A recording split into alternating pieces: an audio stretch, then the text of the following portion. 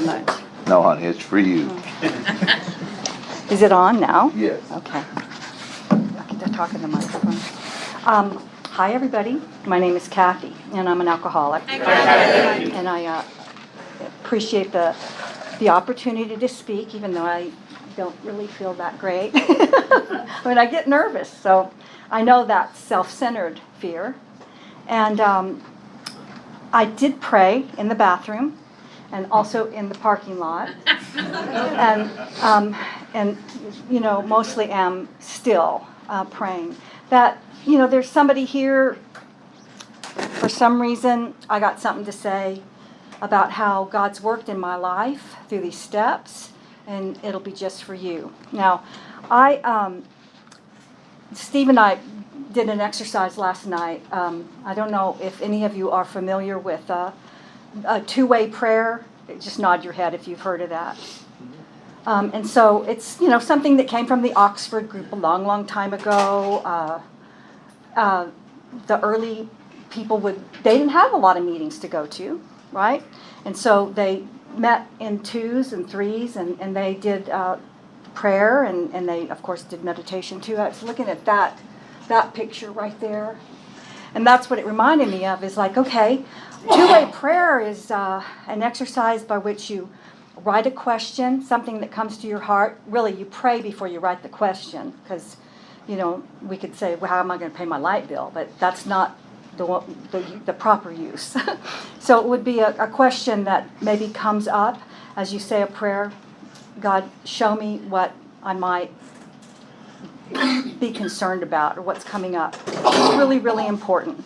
You write the question and then meditate for 10 minutes or so, and then just start writing. And it's not like automatic handwriting, or, you know, it's not coming from some dead relative or anything. It's just your heart, you know. I guess freeing myself up, yourself up, to just write from the heart. And so the person that taught me this, Bill W., he had Austin Recovery Center for a long, long time up there in Austin. I messaged him last night, and I told him what we were doing and that we were going to come down here and talk. And he said, he text messaged me this morning, and he said, Kathy, I encourage you to just go ahead and read, you know, the question, and it's just a page of writing. Maybe you could read that to people, because it would, I don't know, it's an example of sharing this with you, but also would, I forgot how he put it, something about help me be aware, or raise my consciousness, or something about the whole purpose of why I'm doing this. Not the exercise, but being with you all tonight. So if you won't mind, you know, I guess if you do mind, I'm still going to do it, because I have it right here, and it'll take up a few minutes. So I wrote, Father, what would you want me to share tomorrow? So this was last night. Simple truths from your present day perch view. We'll tell of your experience. Let's see, from your perch view with delivering your experience, knowing that I am here always.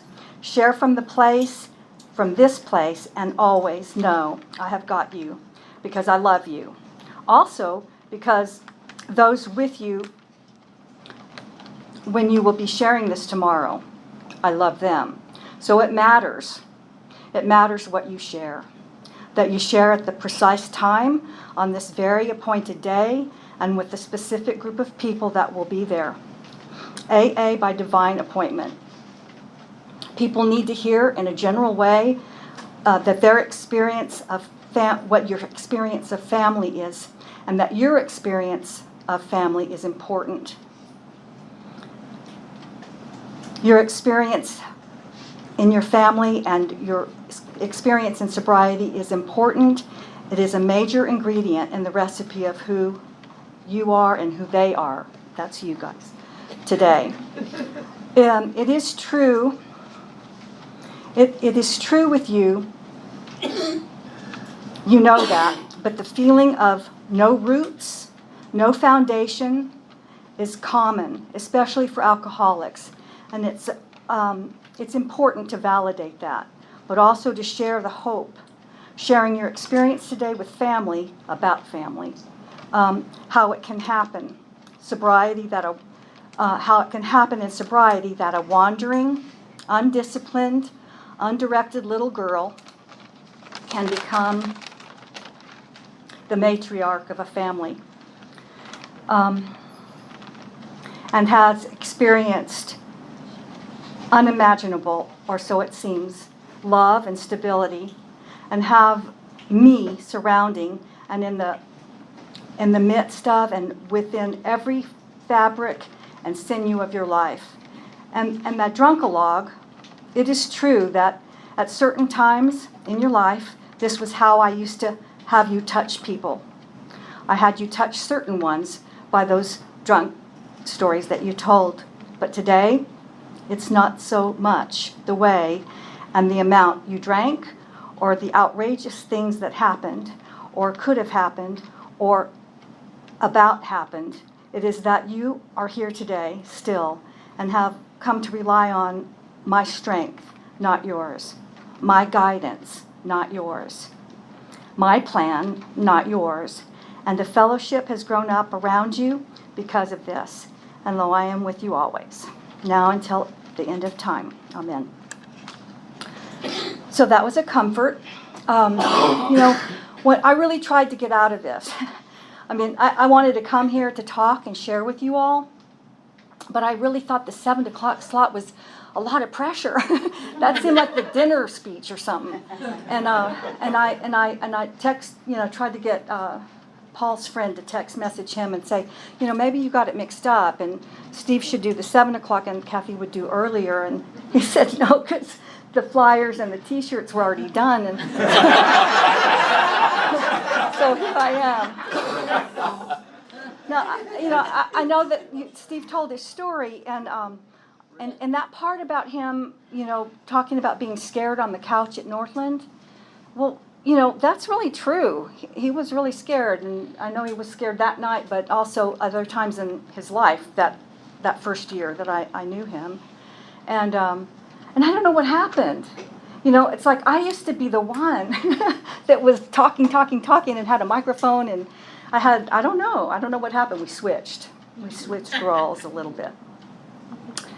I do want to say, I know that this is Alcoholics Anonymous. This is the room, but this tonight and maybe for the last couple of times that I've gotten to share, I have to talk about my family of origin, because it is a miracle that I'm here, and we all know that, right? Everybody here knows you're a miracle. But I'm the oldest person ever, and my maiden name is Jaggers. So in that clan, I'm the oldest person that's ever lived. And I've lived the longest, and I'm 66. I think, well, why is that so important? I think that, if some of my family members, brother, sister, for sure my mom, if any of them were alive, I'm sure they would beg to differ with many of the things that I might tell you. But I grew up in El Paso, Texas. So Steve came from Plainview. He thinks he's from West Texas, but I'm from the westest Texas. And so I think, El Paso, right on the border, you could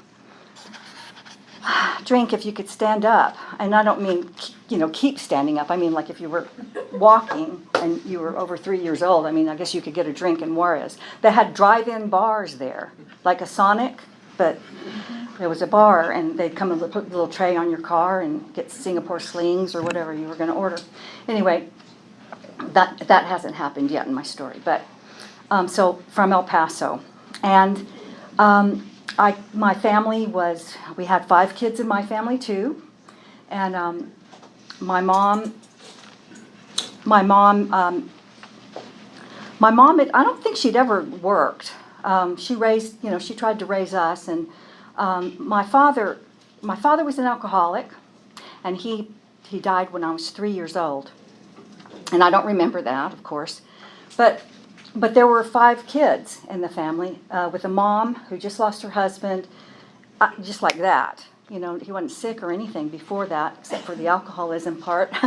And she, you know, I guess she probably was probably pretty, you know, coming undone, I would think. And so a lot of the time as I was growing up, I'm not sure if anybody knew about me. I'm not sure. You know, I would wander around, and that's where that wandering thing came from. I think I was like a little waif. If, you know, my hair probably looked like this, except messier, because I would just cut it myself when I got gum in it at night. And I grit my teeth at night, and so my mom would give me chewing gum, and it would fall out and get in my hair, and I'd just whack it off the next day. And so, you know, it sounds like, you know, kind of self-pity, but really what I'm trying to say is that for, you know, wandering around, I don't know who was responsible for taking care of me. My mom had to go to work, of course, right away. And I just did stuff, you know. I still do that, right, Steve? I mean, like, I like to be left alone, and I think that's where it comes from. But there was an early time, and I know it was before school, before elementary school, that I was out visiting, and you know, a little neighborhood, like one block, probably that was my place to wander, one whole block, and then there was the school over here that I eventually went to, elementary school there. But I remember being this, you know, it was like in the days where you go outside to play, and then you're supposed to be home before the sun goes down, I guess. And so I was still visiting, and the sun had gone down. And I remember the neighbor, one of the neighbors that I was at their house, or I maybe rang the doorbell because, you know, I had to leave the other neighbor's house. And I mean, these were not babysitting people; these were just neighbors I was visiting. And that particular neighbor can open the door, and it was, you know, it was dark. It wasn't pitch black dark, but the sun had gone down. And she said, "Honey, it's too late to visit. It's just too late to visit." And that's all she said, but I got the message that I needed to be ashamed somehow. Do you know what I mean? Nobody ever told me that word, but I felt it. Like, I'm not sure if it's my fault or if somebody else should have brought me up better, or I don't know, but I felt shame. And I, you know, I mean, you can identify with that feeling maybe over something else, but I certainly did have, I had that sense, and, you know, Steve talked about the fear that he had growing up, and I had fear, and I had that shame. And I don't remember, I don't remember us sitting down as a family to eat. I don't know. I mean, I'm sure we ate, right? But I don't remember having dinner with people. And I do remember that in our kitchen at home in El Paso, we had one of those yellow Formica tables, you know, that with the metal around the edge. And it was shoved up against the wall in a corner of the kitchen. It was big enough for a whole family to sit at, but it was up against the wall, and there was one chair on this side of it, and then a broken chair over here, you know, in the corner. So I thought, who the hell, you know, what was that doing there? I mean, I don't remember anybody ever sitting at that table. So maybe we just used it to put stuff on, but I don't know where we ate. So a lot of people, I guess, had TV trays or something. But you know, for what I get to do in my job today, that's one of the questions I like to ask people when I meet them, and I'm maybe doing an interview with them, is, do you remember your childhood? And, you know, do you remember, you know, what kind of a, you know, tradition, or, you know, what's something that you remember that your family did together when you were young, and did you guys eat together? I mean, I just think that's so interesting.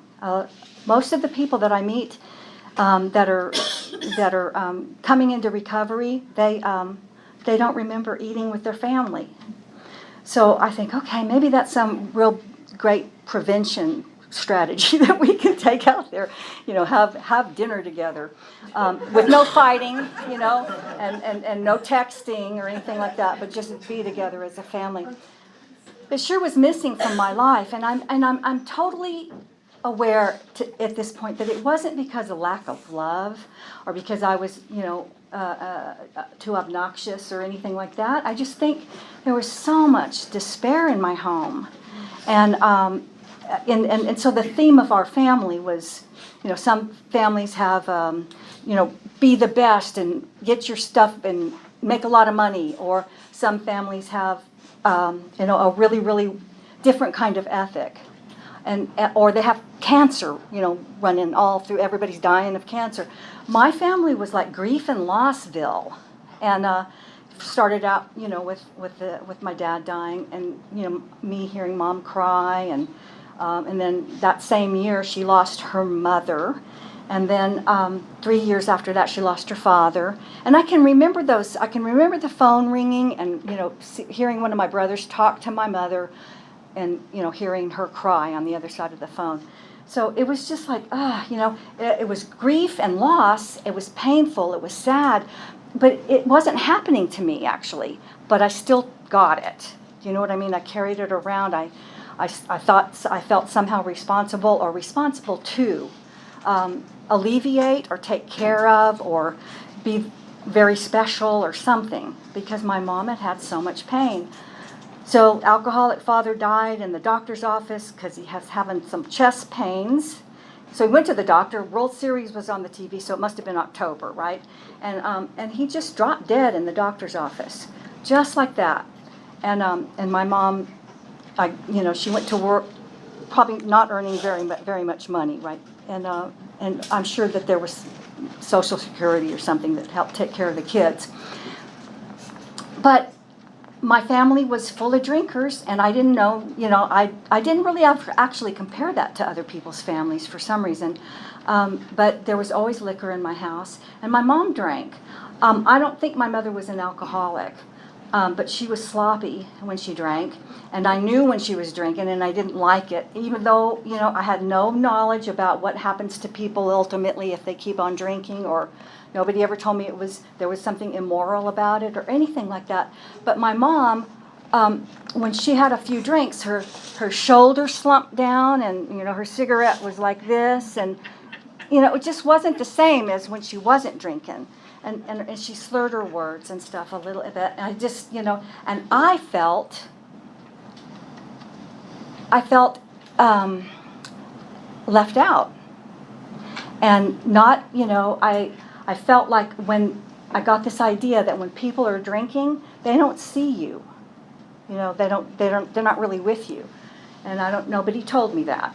But I can remember sitting with my mom on the couch, and I even drew a picture one time when I went to a counselor and what my relationship with my mom looked like. And we were both sitting on the couch, and I was looking at her like I'm looking at Danny, and my mom was looking straight ahead with her cigarette and, probably a drink. And I thought, okay, is that self-centered? Is that selfish? I just never felt like when I was growing up, I never felt like anybody saw me. They just were worried about how to pay the bills or, other stuff that was too, wasn't in my realm, as a little kid. Now, I had brothers and sisters that were all quite a bit older. That seemed like, now when I look back, it seemed like they were aunts and uncles. But they weren't. They really, I had an oldest brother, and then a sister 2 years younger than he was, and then a brother down about 3 years, and then there was a brother just above me that was 4 years older than me. And of course, he was my love. He's my brother that took care of me, or like watched over me, or protected me, I guess. He's the only person in the family of my siblings that I knew, I think, that I knew very well. Now, growing up, I probably had tasted liquor because it was in my house a lot, but I don't remember, what I remember as my very first drink was the summer of my, so it seems like this is real common too, the summer before my sophomore year in high school. Walking around with some girls who had a quart of beer. And we had a quart of beer, and we got so wasted on that little, I mean, we were, just 3 girls walking around singing, some, it was like, I'm So High. It was probably the song by The Cream or something, we were, it was so wonderful. Like Steve said, we were lost in the hometown, lost. It was like an adventure. It was an adventure. And I remember that warm feeling. And I remember not just the warm feeling, but it was a warm feeling, secure, like a cozy fire. And then also something up here. It was like I felt exhilarated. That's what it was. So I felt warm and exhilarated. And my girlfriends thought I was funny as hell. So I felt seen, and I thought, this is it, this is, I'm going to do this again. I didn't get sick to my stomach or anything like that time. But, so that became, that became a weekend thing. It wasn't an everyday thing, but on the weekends, that's what we did in El Paso. We had, we had the river, the Rio Grande River, and we'd all go out there and have, keg parties or parties at the drive-in movies. I saw a drive-in movie on my way here, I think in Brenham or someplace. I mean, it's dead now, but they still have the screen up. Anyway, so we spent a lot of time drinking on the weekends. And, I didn't ever get in trouble because everybody was doing that at my house too. And I can remember even having a feeling of almost camaraderie, with the family members, because I was, I knew what the score was now. I knew what that stuff was about. I knew why they did that. And I don't, I'm sure we drank together some, but it wasn't a problem. I don't think it was really a problem for me when I was in high school. Although I'm surprised that I made it through high school, and I'm surprised that I didn't get hurt or get in a bad wreck, because I drank and drove with one eye open a lot. And, I don't think it was just because it was in El Paso, but in those days you could get your driver's license when you were 14. And it wasn't a special license or a hardship license or anything. I was 14, I took driver's ed, and I got my license. I can't imagine what they were thinking. I could barely see over the steering wheel, and it was really good for my mom because I could help her. I could drive her places and stuff. Somebody said something about somebody said something today about going to pay the bill at the grocery store, and that we did that too. We charged all our groceries, and I knew that after, I don't know, a couple of years after my father died, we owed that grocery store a lot of money. And how did I know that? I don't know how I knew that, but the boy that his dad owned the grocery store was in my grade. And I knew that he knew, and I figured that everybody else knew too, that my family was in deep debt. And another, couple of bricks of shame. Nobody told me that that's to be ashamed of, but I just had it. So I started that pattern of, like maybe overcompensating or trying to avoid certain situations and certain people. And drinking helped. Drinking made me feel free. It made me feel more interesting than anybody else in the room. And especially if it was combined with, some of the little white pills at the Farmacia in Juarez. And I also helped my longevity, So going all the way through high school, there were some accidents, like getting really drunk and tripping over the barbed wire fence, near the river, but not ever having to go to the hospital. Just put some toilet paper on it or something like that. And I have a big scar on my leg from that one. And of course there were all the relationships too, crazy relationships. And these are little kids, and to me they're little kids in high school, but we were pretty wild.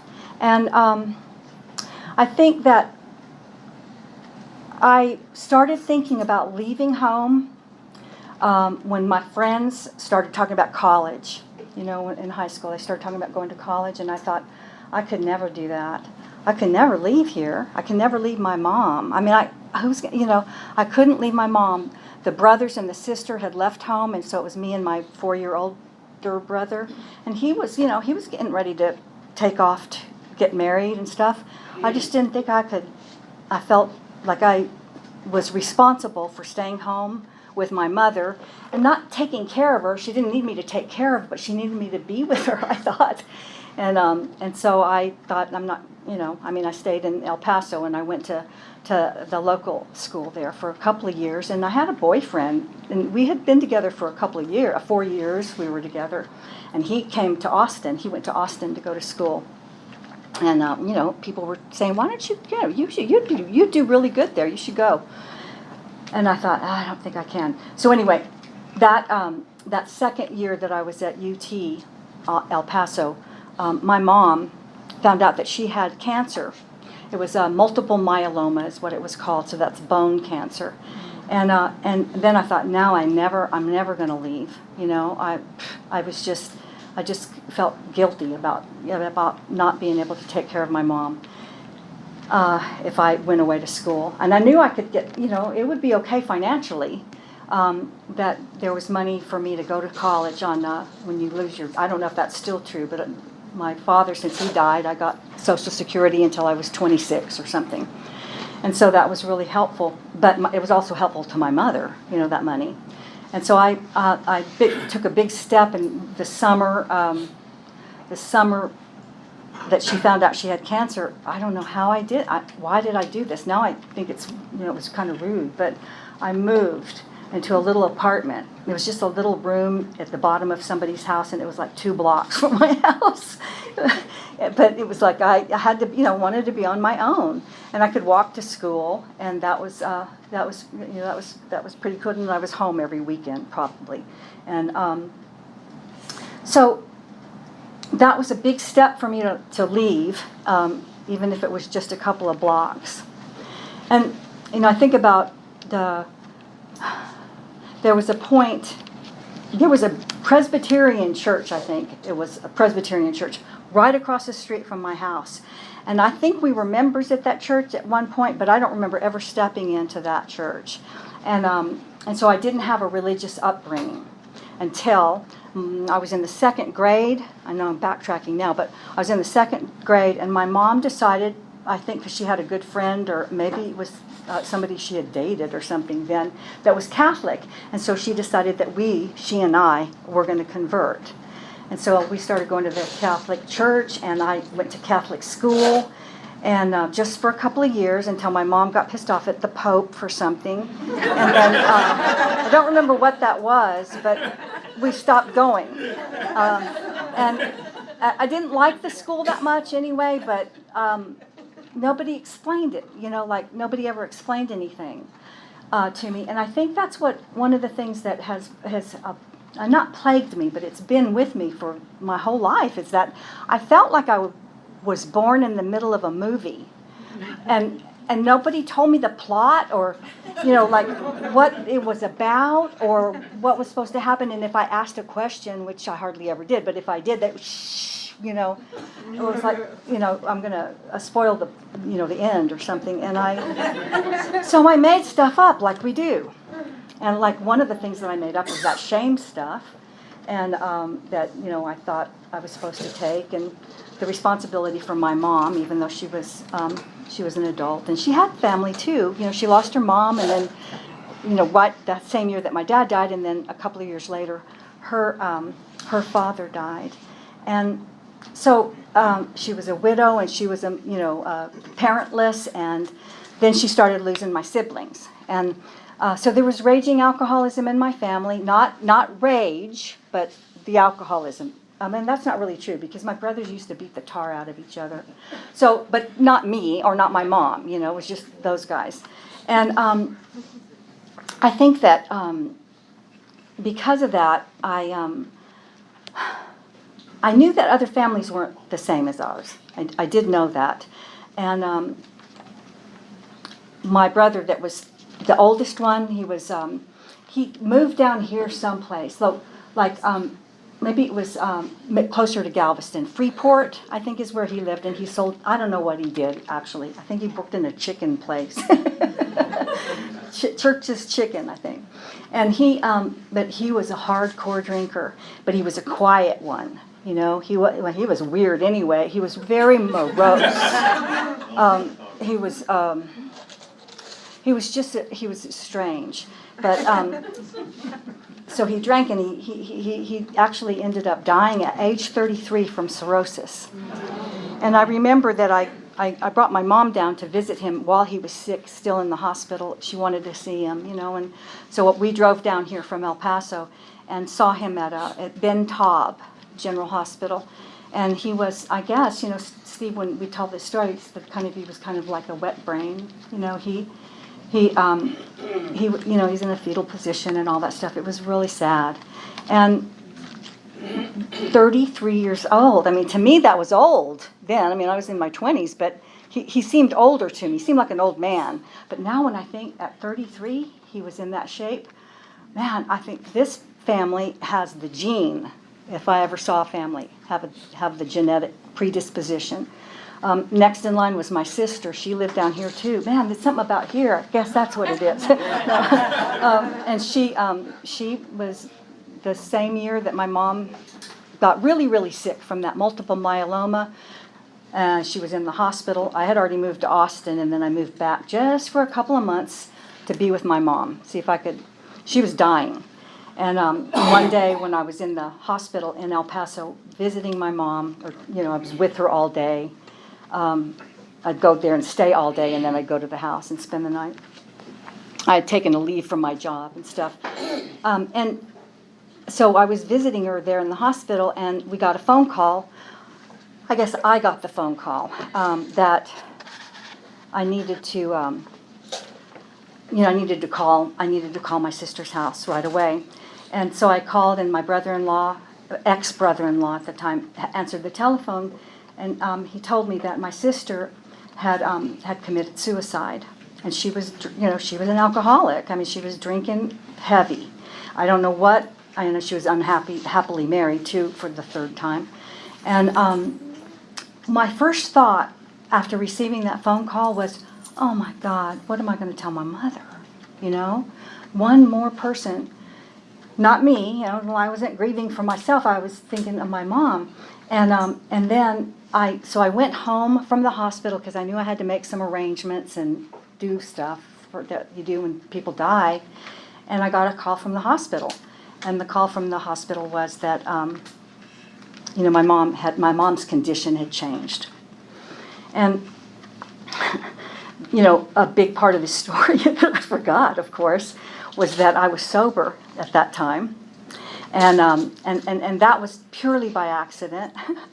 That still another brother, who was the everybody in town knew alcoholic because he was always getting in jail or getting in the state hospital, or he was the one that, like, you could see, look at the family, that's the one. He was the scapegoat.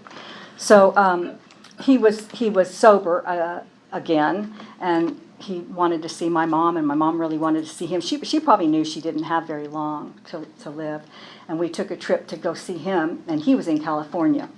So see, you get drunk and stay drunk here, and then in California he was getting sober. So there's some, anyway.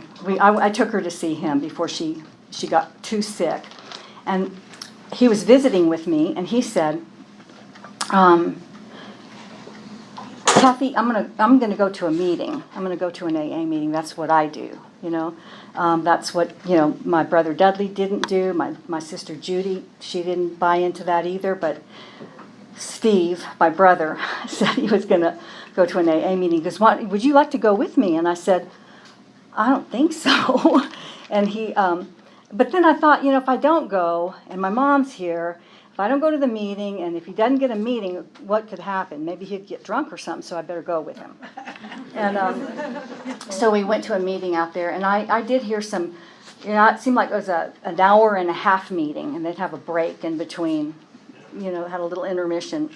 And but I heard some people at that meeting that were about, they were probably, a couple of them were younger than me, and I was 24 then. But they said some stuff that penetrated, we say resonated with me. It's just like, ugh! I thought, damn them. I'm not like my brother. I'm not like my sister. I'm not like that other brother. Why are they, like as if they were talking to me? But one of the things that I do remember they said at that meeting was, they said, how many people are here for the very first time? Very first AA meeting ever. And I don't know why I raised my hand, but I did. And there were 4 other people who also did. And the guy said, well, all I can say is 3 of you are going to die drunk. And I'm just glad it's you and not me, or something like that. And I thought, wow, that's not welcoming. That kind of sounded like church or something, And so I thought, I argued. I argued all the way home to my brother's house. I argued with him about how I'm not like you guys. I don't even know why you wanted me to go to that meeting with you. I don't really drink. I don't drink like you do. I never have. And I certainly, he didn't say a word. He wasn't saying a word. And then finally, he when we got back to his house, he went around and got something out of the trunk, and he came and he gave me this book. And he said, Kathy, I know that you're a really introspective, deep thinking, person.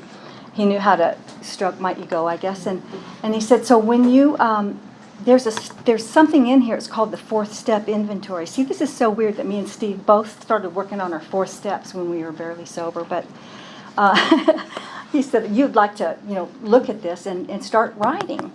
But he said, first, when you get back to Austin, check it out, because it's a college town. I know they've got a lot of young people's meetings there. So why don't you look it up and, just see what that's like.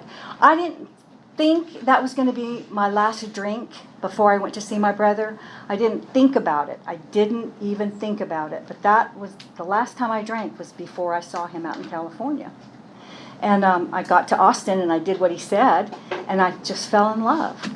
I fell in love with this program. And one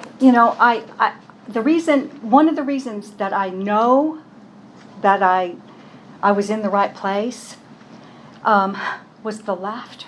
The laughter that I heard in the meetings. The first meeting that I went to was at the 24-hour club, and then there was Northland Club there in Austin, and there was laughter that I've just never heard. Not that deep, not from the your feet up kind of laughter, and also about really not funny things, people were laughing about. And the only people that know that are people like us, that you don't, some people would say, you don't laugh at stuff like that. But we know that you gotta. And so I felt at home. And one of the other things is that they had, I'm sure we still do, like they used to, but they had lots of young people's retreats. So I went to quite a few of those and saw, I saw some people that I still see today. We all look real different, but, I remember seeing this one lady, her name was Maggie, and she's still sober. And she was, there was, young people, so there was cool music playing. It wasn't a meeting. We were just taking a break or something. And there was Maggie over there, and she was dancing. And she was a lovely girl, but she just looked so free, that expression about dancing that, while nobody's looking, or as if nobody's looking. She was doing that. And I'll never forget that sight. She seemed like a free spirit, She seemed like she had not worked through all her problems, but that it looked like to me that if any problems came, she knew what to do about it. And so she's still around. She still goes to the same Friday night meeting I go to. So that's pretty cool. I stayed in AA, and you were saying, Lynn was saying that she was a one chip wonder, and I'd never heard that term, but I'm one of those people too, that I haven't had to leave. I don't remember ever until about 10 years ago, I don't remember hearing the expression, relapse is part of recovery. I didn't ever hear that. I'm really glad that I didn't hear it. I may have, thought, oh well, if you have to, relax. But I didn't hear it, and I felt like I'd found a place, Now,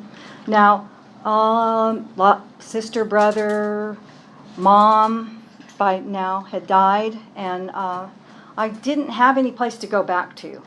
If I decided to go back home, like some people do when they graduate from college, they go back to their place, their hometown, and I didn't really I couldn't, because I didn't have a home there. And so I stayed in Austin, and I just kept going to meetings. And yeah, there was this thing about, I know, it wasn't even the whole year, but there was one, maybe it was more than one. But one time I was at the Armadillo World headquarters, and I was at a concert, and there were some sober people. There were lots of sober people there, but I wasn't with them. I was with my old friends.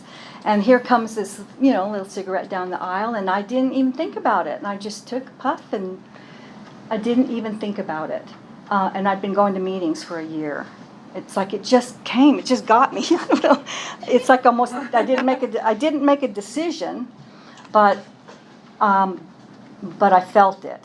And probably that I didn't see that as ruining my sobriety or anything, but I shared it. I must have felt guilt because I shared it with somebody that I was dating, and that person shared it with their sponsor, and that talk about the what were we talking about, like anonymity? That's what we were talking about, but it was kind of gossipy, I guess. But anyway, the sponsor walked into a meeting that I was chairing one time, and he said, "So, Jaggers, have you changed your sobriety date?" And and so then I said, "Well, I guess so," and so I did, and that's why I only have a year more than you do, Steve. It would have been 2, if only. So, I think that it has to be said that the higher power. I said that when we were talking on the panel that. It is a higher power first. It is God first. God and AA are like the same to me, because this is where I met my higher power. And I know that if I wasn't in this room, I wouldn't have met my higher power. And if I forget, I've seen lots of people get religion. Maybe they get sober and then they go over here because somebody tells them to, but I'm glad that I haven't forgotten, that I need to keep coming to these meetings, because this is where, we said the laughter, the laughter attracted me for sure. The plan, the plan that I found in this book. I couldn't believe it the first time that I read those pages, 86, 87, and 88. When they, it tells you exactly what to do. It told me exactly what to do. When I retire at night, when I wake up in the morning, when I get agitated, when I get, it tells me what to do. And I thought, oh my God, this is what I wanted. This is the only thing I wanted my whole life, was just somebody to give me some direction. Maybe I would have not followed it, but it was like somebody gave me my spine or my skeleton inside when I read these pages, those particular pages, because I knew that no matter where I go, no matter what's going on, I have something that I can do. Not because I'm so cute or smart or angry or, just because I'm an alcoholic and I read this book. You can't tell me that I don't know what to do. I can never say I don't know what to do. I might not want to do it, but I can't say ever again that I don't know what to do. Now, I think about, that little girl that I said she was kind of a waif, you know, and she's still in here, and I had trouble. I didn't know that I had trouble with relationships, but I didn't know how to be in relationships. I didn't know how to be with people and stay with them, and have I would be just have a fun night or a fun afternoon or a fun young people's retreat, and then go away. And I still have that pattern. I'm sorry. I'm not sorry to say it, but I know that it's not my greatest asset, that I don't stick with people like face to face for long periods of time, except my husband. We've been married, like he said, for 40 years. I've had 2 jobs. Well, I've been at the same place the last 24 years or something. I've been, I split that between 2 jobs. So I have some things that are kind of longevity-ish. Like you think this is a faithful person, this is a committed person, but I don't know how to, have like girlfriends or just, I don't know what you call it, like to hang out with people. I really like to be by myself. I like being by myself, and I love my husband because he lets me do it. When I say he lets me, you know what I mean. It's like it's not that big of a deal. He's got tons of stuff going on. And he knows that, sometimes, we've talked after a meeting. We'll be there after, our Friday night meeting, for example, and I get the keys. we're in the same car, but I got the keys, or I'll get the keys. And, after about 15 minutes of chat, I'm ready to go now. And it's not because I don't know what it is, but I think it's just because I'm more of an introvert, like my brother said, introverted and into, really deep thinking, and I forgot what the other thing was. Anyway, so I'm still like that. And I'm grateful. But I know that I'm not a socialite, and I don't like the attention that much. I don't like attention focused on me. I like people to say really good things about me, but I like them to say them to other people, and then it comes around to me, But face to face, I don't do well. I don't do real well with that. Now I don't know how it ended up that I decided at one point that I was I wanted to go. I wanted to really do counseling like a lot of us do. We get sober, and then next thing you know, we're going to be a counselor. But I really wanted to do that, and but I knew I knew it was really, really important that I have a spiritual foundation. Spiritual foundation foremost is this program and this book. But I wanted to also be able to be open to and be able to discuss with other people that didn't have this book and that weren't alcoholic. So I knew it was important for me to get some kind of a spiritual deal. So I went to a seminary, and that's where I did my graduate school in the seminary there in Austin, and so I got my master's degree in counseling, and had worked at the Council on Alcohol and Drugs in Georgetown for a long time. With our friend C.W., he hired me, and I really, really liked that work. But it was more kind of prevention work, like going into the schools and talking to people and writing grants and waiting for the not the feds, but waiting for people to come and audit us. And that I got tired of that after a while, and I called a friend of mine that I had heard talk about treatment. And he's not in recovery. It's hard to believe, but he's not in recovery himself. He actually thinks everybody's in recovery from something. Well, maybe he's right, but he sure talks like an alcoholic. And anyway, I liked what he had to say, because he didn't do cookie cutter, treatment. He didn't do cookie cutter anything. It's like like everybody is each person that we meet is they're the most intelligent source of their own recovery. They're weller than they are sick. So he sees us alcoholics as weller than we are sick. and not decrepit, sick old people, but people who have a wealth of knowledge, a wealth of compassion.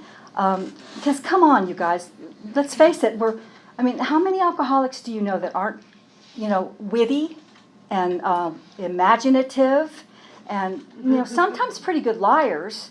But gotta have all those qualities to make it to these rooms. You would have been mowed over a long time ago if we didn't have those things. So anyway, he had this treatment center, and I went to work for him, and I did group, and we didn't do AA. We didn't do 12 steps like a lot of treatment centers do. He said, Kathy, I believe in the 12 steps, and I want that to be the foundation of people's recovery for sure, but I'm going to pay you for it, You get that for free at AA, and so let's do therapy here. So I thought, yeah, that sounds right, yeah. And so I've been there for about 12 years now, and I really, really like it. I'm the clinical director, so I don't have to do the group work so much anymore, but I really do like that work because I get to work around our people, You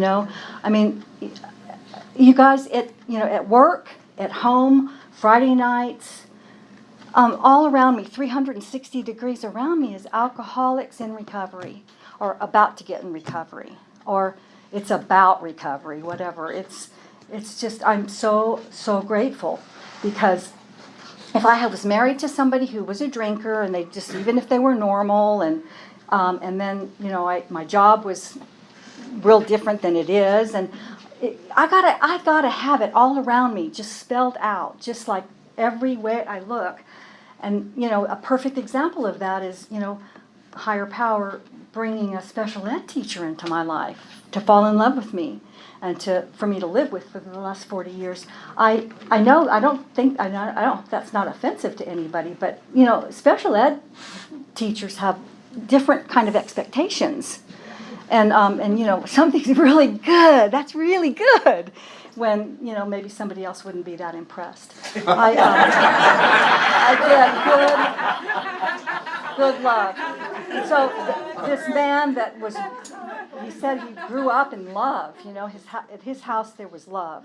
His dad was kind of crazy, and his mom, oh my God, she'd talk and talk and talk and talk and talk. And she talked incessantly, and she would follow you around talking. She's gone now, but she thank God you came from that place. I didn't come from that place. I came from a quiet, nobody was talking to each other, and people were really sad, and we didn't eat together. It seemed like the opposite. However, Steve and I, through the years, we found out how much, it was like, it seemed opposite, but you have to have these two things so that you can come to the middle and you can appreciate both of them. We've helped each other so much. I've helped him a lot more than... He's helped me. I've helped him. I think I've helped you laugh, right? I've helped him laugh, and he's helped me be responsible, show up, I don't run away. I'm there for a certain time, and then I go sit in the car and wait for him. But I wouldn't have had any of that stuff because I didn't get to learn that at home. People died, they were gone, or they didn't talk. And our family is really different. We raised our family really different than I was raised, really different. But they are alcoholic anyway. So, what can I say? I just think there is really, really something to the genetic deal of this disease, and I'm really glad that I'm glad that I believe that. Don't try to talk me out of it, because then I'd have to feel guilty about the kids being alcoholic. And I think where else in the world are they going to find joy and the camaraderie that we have here, and the way that the way that we are with each other, and the purpose. Where else are they going to find a purpose like this? Now, one of our kids, the oldest kid, she got into a church, and it's a different kind of church, not just a regular denomination. And she is like, she's not, I don't know if she's going to AA. recently, but they have some kind of deal that they do that's about recovery, and they've really taken care of her. We do that here, and I haven't seen other people do that too much, but I've seen it in her life that people swooped in and they moved her out of the last husband's house, and they've really cared for her. So what I want to end with that it's our book says we don't have a corner on the spiritual market. We need to be sensitive and listen. Sometimes religious people are right, and but it doesn't mean we have to leave here, to be tolerant in that way. I am so grateful for my sobriety. I'm grateful for my sanity. I'm grateful for my sense of humor. And I'm grateful really for every crazy thing that I ever did, because it brought me to today. And because the way that I drank, the length of time that I drank, everything that I felt shame about. You guys keep saying after every single meeting that something about us being we recycle our, what is it?